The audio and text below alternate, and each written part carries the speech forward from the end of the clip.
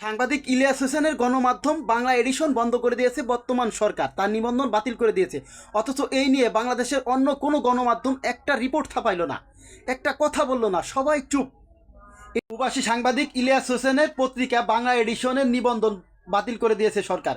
সাংবাদিক ইলিয়াস হোসেনের নামে অভিযোগ তিনি প্রথম আলো ডেইলি স্টারে হামলা ভাঙচুরের উস্কানিদাতা। যদি সাংবাদিক ইলিয়াস হোসেন এই প্রথম আলো ডেইলি স্টারে ভাঙার উস্কানিদাতা হয়, অবশ্যই তার নামে মামলা করা উচিত। বাংলাদেশের 50% লোক অশিক্ষিত, তারা বেশিরভাগই আবেগে ভাসে। উসমান হাদির মৃত্যুর খবর শোনার পরে প্রথম আলো ডেইলি স্টারে হামলা করা হয়েছে এবং ভাঙচুর করা হয়েছে। যারা ভাঙচুর করেছে আমরা অবশ্যই নিন্দা জানিয়েছি এবং তাদেরকে গ্রেপ্তারেরও দাবি জানিয়েছি। অবশ্যই তাদেরকে গ্রেপ্তার করা উচিত। কিন্তু বর্তমান সরকার যারা ক্ষমতায় বসে আছে, তারা এই সাংবাদিক ইলিয়াস হোসেন পিনাকি ভট্টাচার্যের কারণেই তারা বসে আছে। কারণ তারা প্রবাস থেকে দেশের পক্ষে যে ভূমিকা পালন করছে, এই ভূমিকা বাংলাদেশের গণমাধ্যমও পালন করে নাই। অথচ তাদের পত্রিকা বাংলা এডিশন বন্ধ করে দিয়েছে বর্তমান সরকার। সাংবাদিক ইলিয়াস হোসেন যদি অপরাধ করে, অবশ্যই তার নামে মামলা করেন, অবশ্যই তাকে গ্রেপ্তার করেন।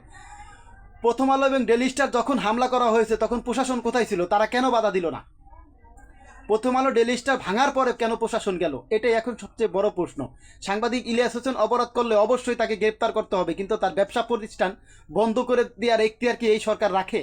তাহলে কি বাংলাদেশে প্রথম দেশের পক্ষে কথা বলা বাংলা এডিশনকে বন্ধ করে দিল এই বিপ্লবী সরকার?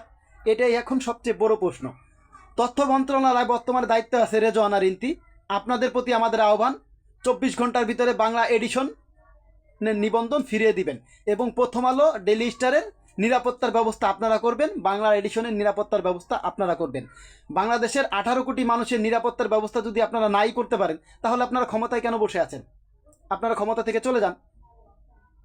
বর্তমানে দেশের যে পরিস্থিতি, আজকেও 5 জন মানুষকে গুলি করে হত্যা করা হয়েছে। আপনারা কিসের সরকার? আপনারা কোনো কিছুই ট্যাকেল করতে পারছেন না। একজন অপরাধ করতেছে, তার ব্যবসা বাণিজ্য বন্ধ করে দিচ্ছেন। এটাই কি বাংলাদেশের আইন? এভাবে কি চলতে থাকবে? বাংলা এডিশন 24 ঘন্টার ভিতরে আবার তার নিবন্ধন ফিরিয়ে দিতে হবে। বাংলা এডিশন দেশের কথা বলে, এই দেশের মানুষের কথা বলে। যারা প্রথম আলো ডেইলি স্টার হামলা করছে, অবশ্যই তাদেরকে গ্রেপ্তার করেন। আমরা তার নিন্দা অবশ্যই জানিয়েছি। কিন্তু গণমাধ্যমের মুখ চেপে ধরা, এটা কোন ধরনের নিয়ম? এটা কোন ধরনের স্বৈরাচারী আচরণ? সবাই সবার জন্য দোয়া করবেন। আল্লাহ হাফেজ।